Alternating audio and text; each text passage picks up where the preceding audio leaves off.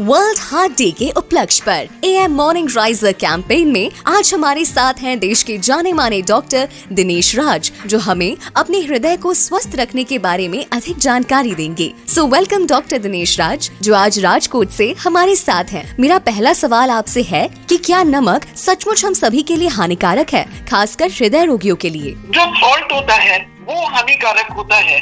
मैं जैसे गुजरात में हूँ तो यहाँ पे सॉल्ट का इस्तेमाल काफी ज्यादा है। सॉल्ट अगर हम एक्सेस क्वांटिटी में लेते हैं तो वो ब्लड प्रेशर बढ़ा देता है और उससे डायबिटीज या फिर हार्ट अटैक की संभावना बढ़ जाती है। तो मेरा संदेश यही है कि सॉल्ट का कम से कम इस्तेमाल करें।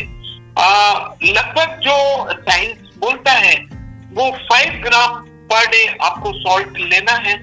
जितना सॉल्ट आप ज्यादा लेंगे ब्लड प्रेशर की संभावना उतनी ही ज्यादा होगी।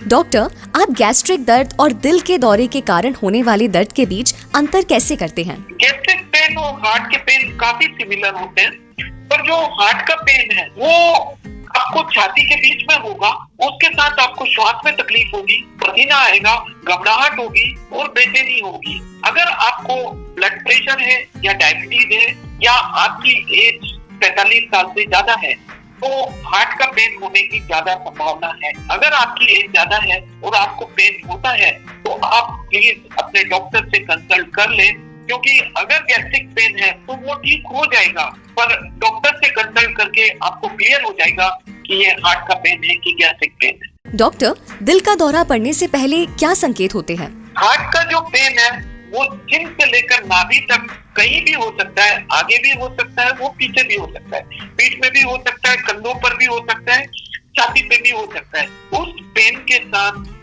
पेशेंट को जनरली घबराहट, बेचैनी, श्वास में तकलीफ और पसीना आना या फिर उल्टी की इच्छा होना, इस टाइप के अगर संकेत होते हैं और स्पेशली अगर आपकी एज 45 से ज्यादा है और आपको डायबिटीज या बीपी है तो ये संभावना हो सकती है कि ये लक्षण हार्ट अटैक के हों।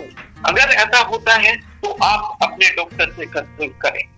डॉक्टर, कौन सी जीवन शैली विकल्प मेरे दिल को स्वस्थ रखने में मदद करेंगे? इसके लिए मैं सुझाव दूंगा कि अपने खान पान में बदलाव लाएं। जितना हो सके बाहर का खाना आप कम से कम इस्तेमाल करें। खाने में नमक और ऑयल का इस्तेमाल कम करें। ग्रीन लीफी वेजिटेबल का ज्यादा से ज्यादा इस्तेमाल करें और अपने दिनचर्या में आप ये ट्राई करें कि आप कम से कम आधा घंटा एक्सरसाइज आपकी ऐसी हो कि आपको पसीना आ जाए। उसके अलावा आप ट्राई करें कि आप 10-11 बजे सो जाएं और बिफोर सनराइज आप उठ जाएं।